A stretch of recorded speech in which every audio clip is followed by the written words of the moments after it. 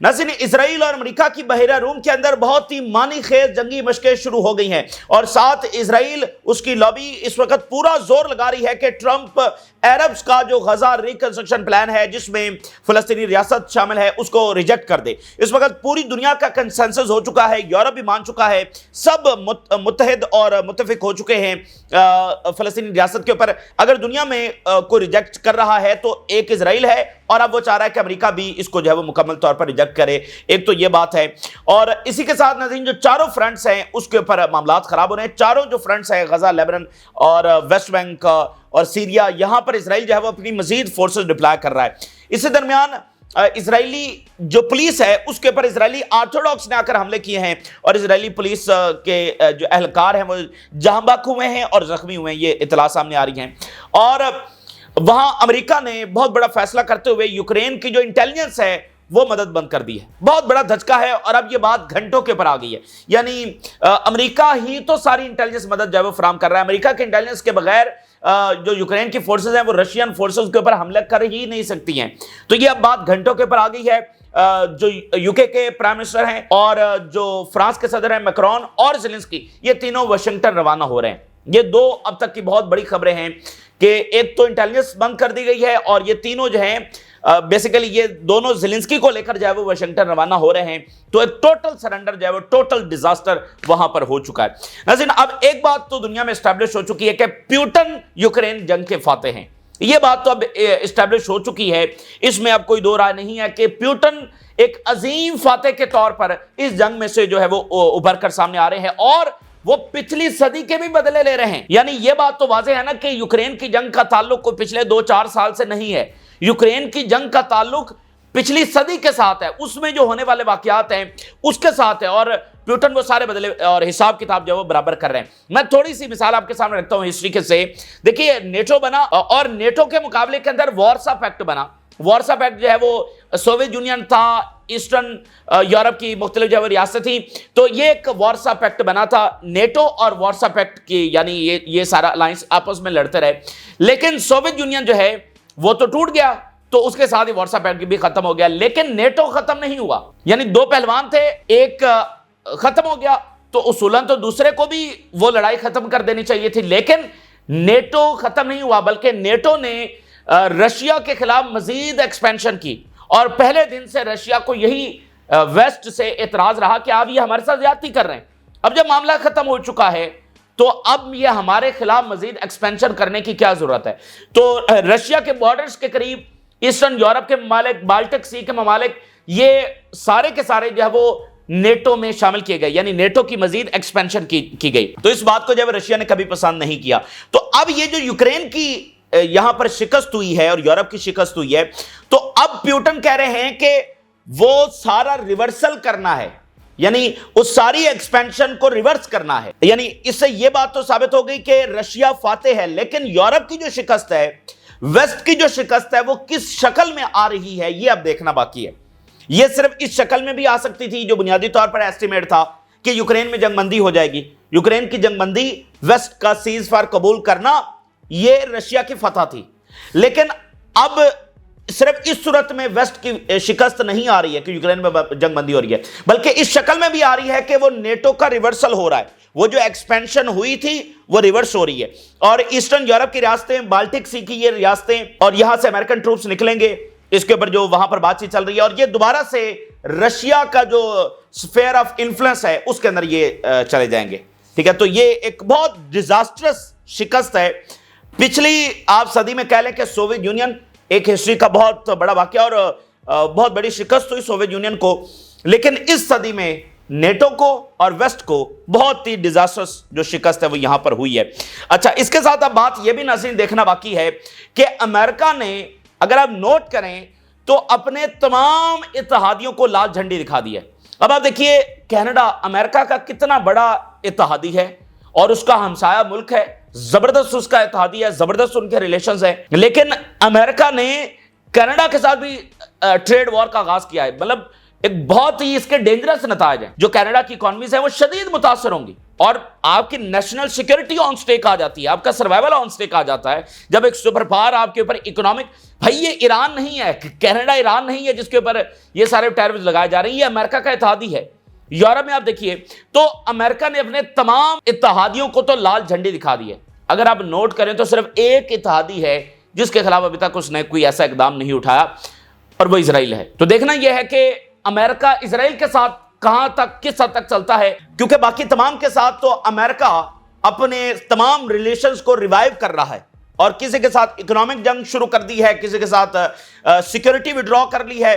پورے یورپ سے امریکہ نے اپنی جو سیکورٹی ہے وڈرا کر لی ہے سائبر سیکورٹی کی صورت میں. یہ پہلا اقدام ہے, پریکٹیکل اقدام ہے جس سے یورپ اس وقت انتہائی خطرے میں آ چکا ہے. ان کے فائنینشل انسٹیٹیوشنز, ان کی جو حساس معلومات ہے وہ رشیا چرا سکتا ہے, ٹھیک ہے, ہیک کر سکتا ہے. اور آپ دیکھیں نا ایئرپورٹس کے اوپر سائبر اٹیکس ہوتے ہیں, کیا کچھ نہیں ہو سکتا. آپ کا پورے کا پورا ملک جو ہے وہ سائبر سیکورٹی کی زد کے اندر آ سکتا ہے. تو امریکہ نے تو وہ پروٹیکشن جو یورپ کی تھی وڈرا کر لی ہے, تو اس کے سیریس نتائج ہیں. تو اس لیے باقیوں کو لال جھنڈی ہے, اسرائیل کو ابھی وہ اسلحہ بھیج رہے ہیں. کہاں, کیونکہ اسرائیل کا معاملہ ریلیجیس بھی ہے, جس طرح سے انہوں نے اپنی جڑیں وہاں پر پھیلائی ہوئی ہیں. تو اسرائیل کے ساتھ وہ کس حد تک چلتے ہیں یہ دیکھنا باقی ہے. اچھا, اب صورتحال یہ ہے کہ اسرائیل لابینگ کر رہا ہے کہ امریکہ جو عربز کا پلان ہے غزہ ریکنسٹرکشن کا, اور جس میں فلسطینی ریاست شامل ہے, یہ خالی ریکنسٹرکشن کا پلان نہیں ہے, اس میں فلسطینی ریاست اناؤنس ہونی ہے, اس کے بعد ریکنسٹرکشن شروع ہوگی. جی ہاں, اس میں پہلے فلسطینی ریاست ڈکلیئر ہو جائے گی اور اس کے بعد جو ہے وہ ریکنسٹرکشن شروع ہوگی, جس میں غزہ کا ایئرپورٹ شامل ہے اور اکنامک ایکٹیویٹیز اور فشنگ ایریا اور مطلب بہت کچھ ہے. تو اسرائیل اس وقت یہ پورا زور لگا رہا ہے کہ امریکہ اس کو ریجیکٹ کر دے, کیونکہ باقی سب نے ایکسیپٹ کر لیا ہے, یورپ نے کر لیا ہے, رشیا چائنا پہلے ہی کہہ رہے تھے کہ جو بھی عرب فیصلہ کریں گے ہم ساتھ کھڑے ہیں. یعنی آپ یوں سمجھ لیجئے کہ ساری دنیا ایک طرف کھڑی ہے, امریکہ اور اسرائیل دوسری طرف کھڑے ہو سکتے ہیں. اچھا, تو امریکہ کو بیسیکلی مشکل یہ ہے, یہ اب جو اسرائیلی پریس ہے اور جو ویسٹ کے اندر اسرائیلی انفلوئنس والا پریس ہے اس کی بھی خبریں ہم آپ کے سامنے رکھیں گے. وہ یہ رپورٹ لکھ رہے ہیں کہ امریکہ کو سب سے زیادہ مشکل یہ ہے کہ جو عرب ریاستیں ہیں اس سے امریکہ ہاتھ دھو سکتا ہے اگر ان کے خلاف وہ جاتا ہے. کیونکہ آپ دیکھیے اس سے پہلے جو مڈل ایسٹ ہے وہ تو ڈیوائیڈڈ تھا نا, اس کا کوئی کنسنسس نہیں تھا فلسطینی ریاست کے لیے, اور کوئی ایسا موقع نہیں آیا تھا کہ جنگ جو ہے وہ ان کی ریاستوں تک پھیل سکتی ہے اور فلسطین جو ہے ان کی ریاستوں میں ڈسپلیس ہو رہے ہیں. تو اب وہ سب اکٹھے ہو کر ایک بات کے اوپر متفق ہو چکے ہیں کہ یہ جناب ریکنسٹرکشن ہے, یہ فلسطینی ریاست ہے. تو اس کی جو ریجیکشن ہے وہ وار ہے, تو اس لیے یہ اس کے لیے بڑا مشکل فیصلہ ہے. یعنی اگر وہ عربوں کو ریجیکٹ کرتا ہے, مڈل ایسٹ کی ریاستوں کو ریجیکٹ کرتا ہے اور اسرائیل کا اس حد تک ساتھ دیتا ہے کہ جنگ شروع ہو جاتی ہے, تو پھر کیا ہوگا؟ پھر مڈل ایسٹ کی جو ریاستیں ہیں وہ زیادہ چائنا کے قریب ہوں گی, چائنا کی طرف ان کا جھکاؤ جو ہے وہ زیادہ ہوگا, برکس کی طرف جو ان کا جھکاؤ ہے وہ زیادہ ہوگا. اور آپ دیکھیے کہ امریکہ کی تو اب اصل جنگ ہی, اس کا تو اصل ہدف ہی چائنا ہے. اور یہاں پر تو پھر آپ دیکھیے امریکہ کو بڑی شکست ہوگی, کیونکہ اس کو مڈل ایسٹ کو اپنے ساتھ ملانا ہے, چائنا کے ساتھ نہیں ملانا ہے. اور پھر امریکہ کی ایشیا کے حوالے سے ایک ہسٹری ہے کہ وہ کوئی بھی جنگ ایشیا میں نہیں جیت سکا ہے. تو پھر یہ والی جنگیں کیسے جی جائے گا؟ الٹا نتیجہ یہ نکلے گا جیسے ان 15 مہینوں میں نکلا کہ برکس اتنی ایکسپینڈ کر گئی, مڈل ایسٹ کی ریاستیں اس کے اندر شامل ہو گئی, تو پھر یہ مزید ہو جائیں گی. چائنا تو پوری طرح سے یہاں پر متحرک ہو چکا ہے. اب ذرا اسرائیلی پریس دیکھیے, اسرائیل کا ایک بڑا میگزین ہے, وہ لکھ رہا ہے Trump cannot back down after his statement that Egypt and Jordan will implement this plan because they need American assistance. اب یہ دیکھیں نا اسرائیلی پریس اور اسرائیلی لابی کس طرح سے لکھ رہی ہے کہ ٹرمپ کو اپنے پلان سے بیک ڈاؤن نہیں کرنا چاہیے. وہ پلان جس میں اس نے کہا کہ فلسطینیوں کو ڈسپلیس ہونا ہوگا اور مصر اور جارڈن میں جائیں گے, اس سے ٹرمپ پیچھے نہ ہٹے. Trump is currently facing a test that will determine the Arab world's position towards him. یہ جو ہے نا ٹرمپ کا ٹیسٹ ہے, ٹرمپ ایک امتحان کے اندر ہے, ایک ایسے موڈ کے اندر ہے کہ جس میں عربز کی جو پوزیشن ہے ٹورڈز ٹرمپس وہ ڈیسائیڈ ہوگی. اگر وہ اس پلان کو ریجیکٹ کر دیتا ہے تو پھر مڈل ایسٹ کی ریاستیں ادر وے جا کر دیکھیں گی, اور وہ ادر وے چائنا کا وے ہے. اگر وہ ایکسیپٹ کر لیتا ہے تو پھر مڈل ایسٹ کے معاملات اور مختلف ہو جائیں گے, یعنی امریکہ کے ساتھ ان کے تعلقات اور بہتر ہوں گے. اور پھر امریکہ چاہے گا تو شاید وہ کہیں کہ ہم چائنا سے تھوڑا سا ڈیٹیچ ہو بھی سکتے ہیں. لیکن اگر وہ اب اس معاملے کے اوپر سائیڈ لے گا, اسرائیل کی جنگ کی طرف جائے گا, تو پھر مڈل ایسٹ سمجھے کہ اس کے ہاتھ سے نکل جائے گا. یہ اسرائیلی پریس جو ہے وہ خود لکھ رہا ہے, لیکن وہ کہہ رہا ہے کہ نہیں, ٹرمپ جو ہے اس پلان کے اوپر عمل درآمد نہ کرے, کیونکہ پھر اسرائیل کے پہلے کچھ نہیں رہتا. اسرائیل یہاں پر کوئی فلسطینی ریاست بنوانے کے لیے تو نہیں آیا تھا, اور غزہ کی جنگ اس نے فلسطینی ریاست بنوانے کے لیے تو نہیں چھیڑی تھی. تو اس لیے وہ تو پھر یہاں کوئی چھوٹی سی ریاست لینے کے لیے نہیں آئے ہیں, وہ تو گریٹر اسرائیل لینے کے لیے آئے ہیں. تو یہ بات ہے. دیکھتے ہیں کہ امریکہ اس کو ریجیکٹ کرتا ہے, کس حد تک ریجیکٹ کرتا ہے, کس حد تک اسرائیل کی سپورٹ کرتا ہے. یہ بڑا کروشل ٹائم ہے, اور عرب جو فارن منسٹرز ہیں انہوں نے امریکہ کا دورہ کرنا ہے. دیکھتے ہیں اگلے 2-4 دن اس سوال سے بڑے امپورٹنٹ ہیں. اسی درمیان یورپ کی نئی سٹیٹمنٹ آئی ہے. انہوں نے کہا جی ہماری مکمل سپورٹ ہے. The European Union is committed to achieving peace in the Middle East and is ready to support the reconstruction plan for the Gaza.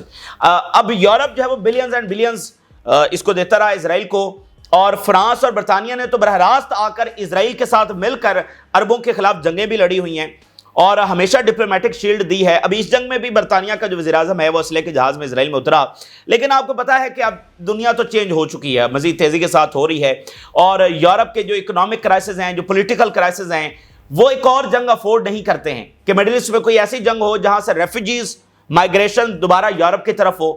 تو یورپ اس بات کو افورڈ نہیں کرتا ہے, اس لیے آج ان کو جو ہے وہ امن یاد آ رہا ہے, امن کی بات کر رہے ہیں, اچھی بات ہے. فردن بھی سٹیٹمنٹس آ رہی ہیں. اسپین نے سٹیٹمنٹ جاری کی ہے, we welcome the Arab plan for reconstruction in Gaza which allows Palestinians to live in peace on their land. فردن یورپی ممالک کی جو سٹیٹمنٹس ہیں وہ بھی آ رہی ہیں. یورپی یونین نے اس پلان کو مکمل سپورٹ کا اور کہا کہ غزہ کی ریکنسٹرکشن اور فلسطین ریاست اس میں وہ مکمل سپورٹ کرتے ہیں. امریکہ کیا اس پر سٹانس لیتا ہے یہ دیکھنا باقی ہے. اچھا, اسی درمیان جو ہے وہ امریکہ اور اسرائیل کی جنگی مشقوں کی رپورٹ سامنے آ رہی ہے جو بحیرہ روم کے اندر شروع ہو گئی ہیں. Israeli and American air force conducted air exercises over the Mediterranean for the first time in 2 years.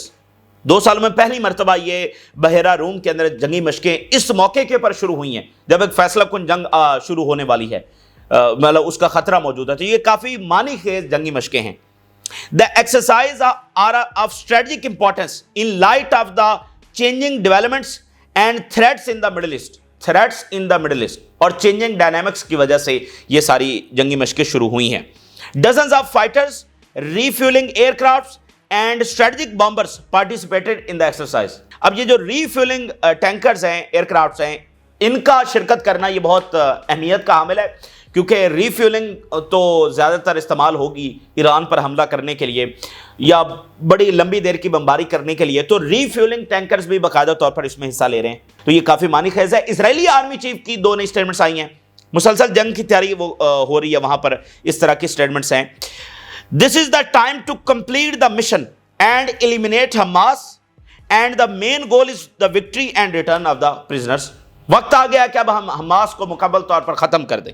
This is an existential war that will continue until our prisoners are returned and until the victory is achieved. یہ جنگ ہماری ایگزسٹینشل جنگ ہے اور یہ تب تک نہیں رکے گی جب تک ہماری مکمل وکٹری جو ہے وہ حاصل نہیں ہو جاتی ہے. یہ نئے اسرائیلی آرمی چیف کی 2 سٹیٹمنٹس ہیں.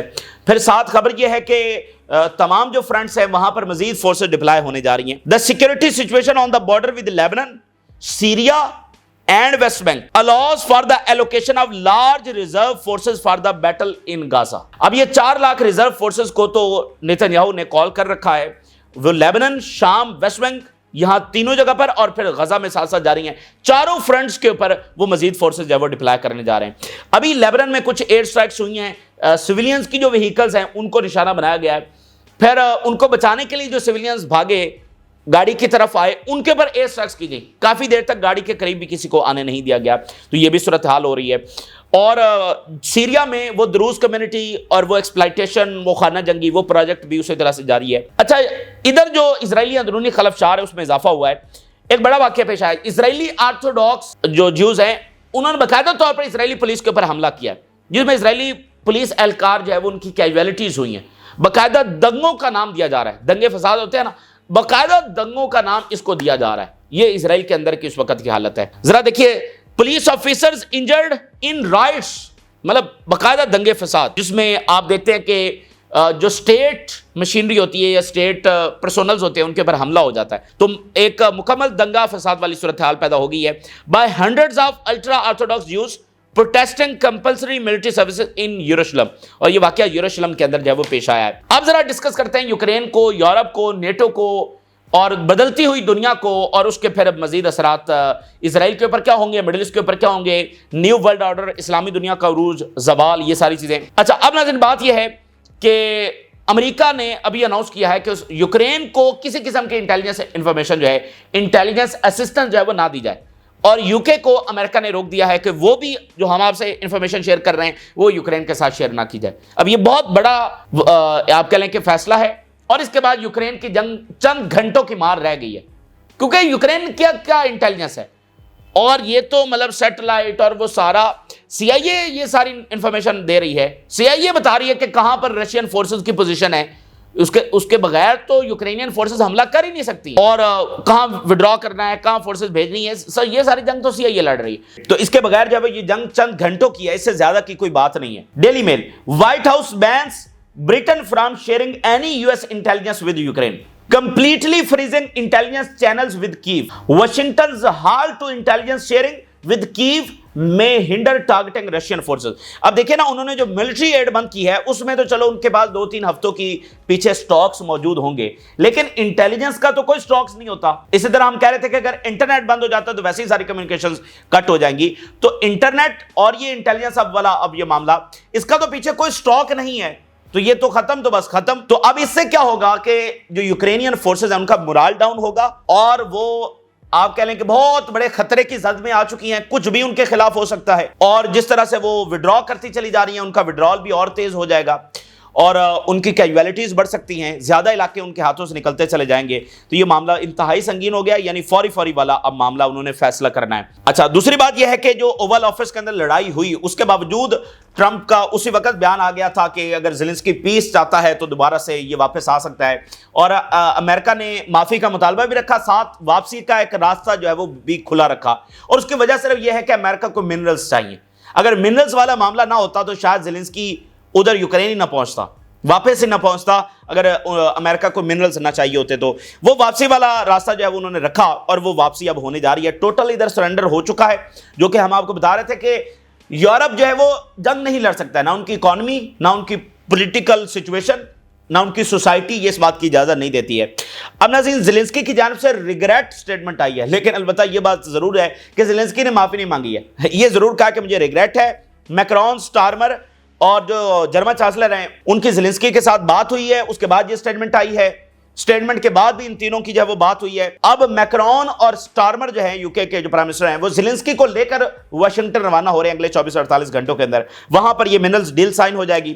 اس کے بعد کہیں پیوٹن اور ٹرمپ کی ملاقات ہو جائے گی. تو اگلے چند دنوں کے اندر آپ کو یوکرین کی جنگ بندی باقاعدہ اناؤنسمنٹ اس کی ہو سکتی ہے, یعنی ٹوٹل سرنڈر, ٹوٹل ڈیزاسٹر, عبرتناک شکست فاش. اچھا اب بات یہ ہے کہ اس میں پھر رشیا کی وہ ساری ڈیمانڈ جو میں نے آپ کے سامنے رکھ دی ہے کہ نیٹو کا ریورسل ہوگا. صرف جنگ بندی نہیں ہے بلکہ نیٹو کا بھی ریورسل ہے, اور جو ایسٹرن فلینک میں انہوں نے ساری ایکسپینشن کی, جس کو رشیا ہمیشہ اپنے ساتھ زیادتی سمجھتا رہا, اور وہ تھی کیونکہ جب وارسا الائنس ختم ہو گیا تو اس کی بھی کوئی ضرورت نہیں تھی. اچھا اب ناظرین بہت بڑی خبر جو واشنگٹن سے آ رہی ہے کہ امریکہ وڈرا کرنے جا رہا ہے, نیٹو سے وڈرا کرنے جا رہا ہے امریکہ.